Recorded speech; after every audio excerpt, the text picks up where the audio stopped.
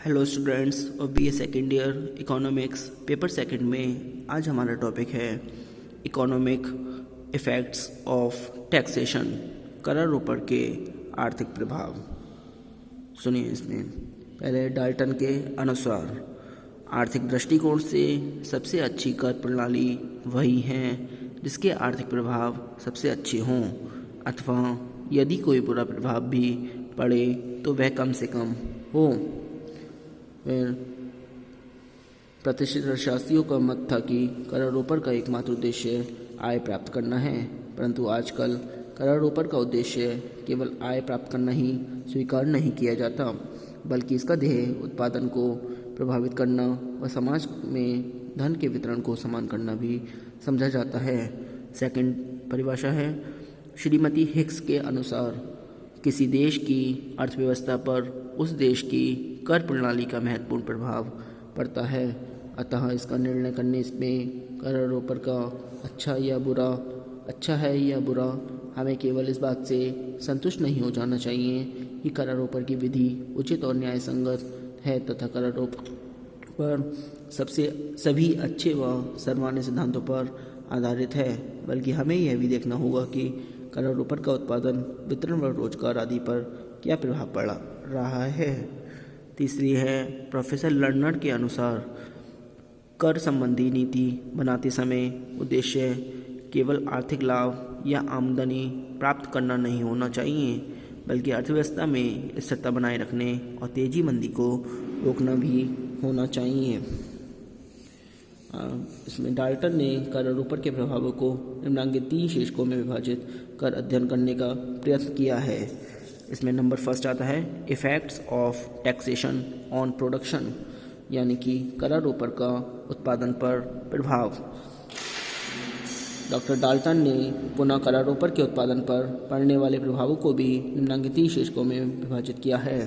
Number 1 effect on ability to work and save, करों का व्यक्तियों के कार्य करने और बचत करने की योग्यता पर प्रभाव।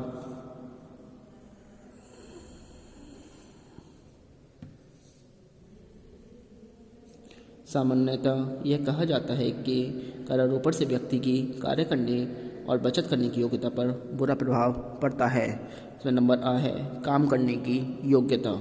करारोपण के द्वारा व्यक्तियों के पास आय की मात्रा में कमी हो जाती है, क्योंकि उन्हें करों के रूप में अपनी द्रव्य आय का एक भाग सरकार को दे देना पड़ता है। फलतः करदाता को अपना उपभोग घटाना पड़ता है।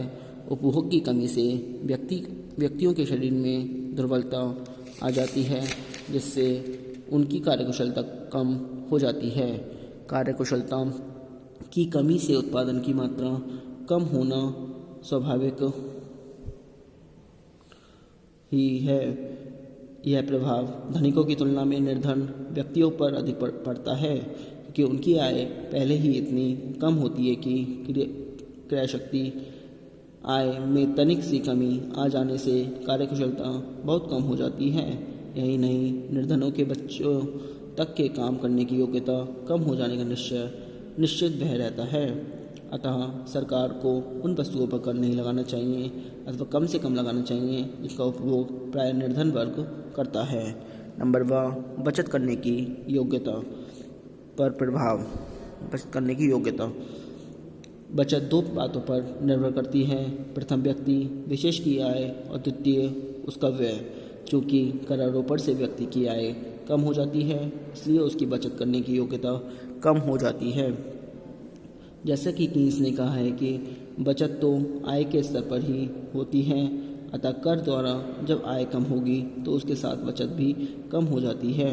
काम करने व बचत करने की योग्यता पर केवल प्रत्यक्ष करारोपण ही नहीं, बल्कि परोक्ष करारोपण भी ऐसा ही प्रभाव डालता है। नंबर 2 आता है effects on desire to work and save, व्यक्तियों की कार्य करने तथा बचत करने की इच्छा पर प्रभाव। करारोपण से व्यक्ति विशेष की कार्य करने व बचत की इच्छा किस सीमा तक प्रभावित होती है, यह 2 बातों पर निर्भर करता है। नंबर 1 करदाता की मानसिक प्रतिक्रियाएं। और नंबर 1 करों की प्रकृति। अब इसमें नंबर ए है psychological reactions of tax payer, यानी करदाता की मानसिक प्रतिक्रियाएं। करारोपण से व्यक्ति के मानसिक मस्तिष्क में क्या प्रतिक्रियाएं उत्पन्न होती हैं, यह बहुत अंश तक उस व्यक्ति की आय की मांग की लोच पर निर्भर करती है। व्यक्ति की आय की मांग की लोच का अभिप्राय है कि व्यक्ति अधिक आय प्राप्त करने के लिए कितने प्रयत्न करने को तत्पर है। आय की मांग की लोच 3 प्रकार की होती है। नंबर 1 आय की बेलोचदार मांग। आय की बेलोचदार मांग वह है जिसे प्राप्त करने के लिए नागरिक हर संभव प्रयास करेगा। कम से कम निश्चित आय तो उसे अवश्य होनी चाहिए। अर्थात आय की मांग बेलोचदार तब होती है जब मनुष्य की निश्चित आय की मांग हमेशा रहती है। उदाहरण के लिए, यदि किसी व्यक्ति को एक अच्छा जीवन स्तर बनाए रखने के लिए 2000 रुपये प्रति माह की आवश्यकता होती है और वह जीवन स्तर को सदैव बनाए रखना चाहता है। अब यदि उसकी आय पर 100 रुपये प्रति माह कर लग जाता है तो उसे अपने जीवन स्तर को पूर्ववत बनाए रखने के लिए इतना अधिक परिश्रम और करना होगा कि उसे 2100 रुपये माहवार मिल सके। अतः स्पष्ट है कि आय की मांग बेरोजगार होने पर कर उत्पादन में वृद्धि कर देते हैं और मनुष्य की कार्य करने की व बचत करने की इच्छा में वृद्धि हो जाती है। नंबर 2 आय की मांग का लोचदार होना।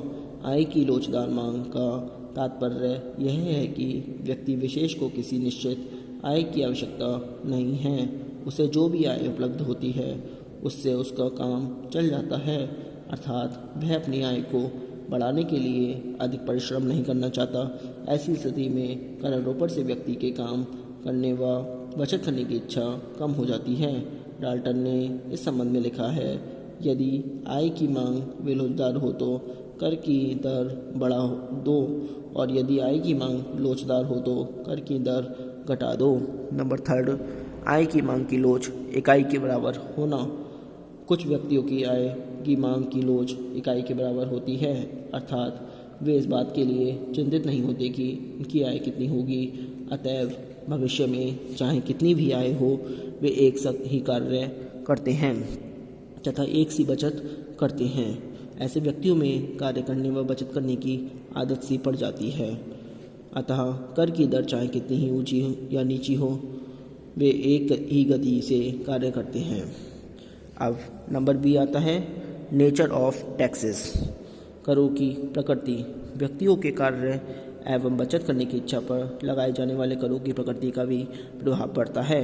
कुछ कर ऐसे हैं जिनका व्यक्ति की इच्छाओं पर बुरा प्रभाव नहीं पड़ता, परंतु कुछ कर स्वभावतः ही काम करने व बचत करने की इच्छा पर काफ़ी प्रभाव डालते हैं और इसी कारण वे उत्पादन को प्रभावित करते हैं। नीचे हम विशेष करों का अध्ययन करेंगे। नंबर 1 एकाधिकार पर कर। एकाधिकार कर का करदाता पर प्रतिकूल प्रभाव नहीं पड़ता। एक एकाधिकारी उत्पादन में इस प्रकार सामंजस्य स्थापित करता है जिससे उसे यथासंभव अधिकतम लाभ प्राप्त हो सके। यदि करों के कारण वह अपने प्रयत्नों तथा बचतों में कमी करता है तो उससे उसका कुल उत्पादन भी घट जाता है। परिणाम स्वरूप उसके लाभ भी कम हो जाते हैं। अतः कर लगने पर उसके हित में यही होता है कि वह अपने काम, बचत व विनियोग तथा उत्पादन में कोई कटौती न करे। नंबर 2 अप्रत्याशित लाभ पर कर। आकस्मिक लाभों पर लगने वाले कर भी काम करने व बचत करने की इच्छा को प्रभावित नहीं करते, क्योंकि ऐसी आय स्वयं अप्रत्याशित होती है। अतः उस पर लगने वाला कर भी अप्रत्याशित ही होता है। अतः वह किसी प्रकार की हानि नहीं पहुंचा सकता। नंबर 3 है आर्थिक साधनों के स्थानांतरण पर प्रभाव। करारोपण की एक विशेषता यह होती है कि इसके द्वारा आर्थिक साधन प्रायः एक उद्योग से दूसरे उद्योग अथवा एक स्थान से दूसरे स्थान को स्थानांतरित हो सकता है। जैसे नंबर का है लाभप्रद स्थानांतरण। कुछ कर ऐसे होते हैं जो साधनों के स्थानांतरण इस प्रकार करते हैं कि देश के उत्पादन में वृद्धि हो जाती है। जैसे मादक पदार्थों पर कर लगाकर उनका उपभोग कम किया जा सकता है। ऐसा करने से कार्य क्षमता तथा उत्पादन में वृद्धि होती है। नंबर ख हानिप्रद स्थानांतरण। कुछ स्थानांतरण ऐसे भी होते हैं जो समाज के लिए हानिकारक होते हैं, अर्थात देश में उत्पादन कम कर देते हैं। जैसे यदि अकुशल या देश के अनुपयुक्त उद्योग को संरक्षण दे दिया जाए तो साधनों का पुनर्वितरण लाभदायक नहीं होगा। नंबर ग, वर्तमान उद्योगों के लिए साधनों का स्थानांतरण उपभोग पर लगाए गए कर उद्योग को हतोत्साहित करते हैं और बचत को प्रोत्साहित करते हैं। इसके विपरीत यदि कर बचत पर लगाया जाए तो साधनों का उपयोग भविष्य की अपेक्षा वर्तमान उपभोगों में होने लगता है। नंबर घ, साधनों का विभिन्न स्थानों पर स्थानांतरण। कुछ कर ऐसे होते हैं जिनसे साधनों का उपयोग एक स्थान से हटकर दूसरे स्थान पर होने लगता है। जैसे जिस देश में कर का भार बहुत ही प्रगतिशील होता है वहाँ के नागरिक उस देश से पूंजी निकालकर किसी ऐसे देश में विनियोग करने लगते हैं जहाँ कर भार कम होता है।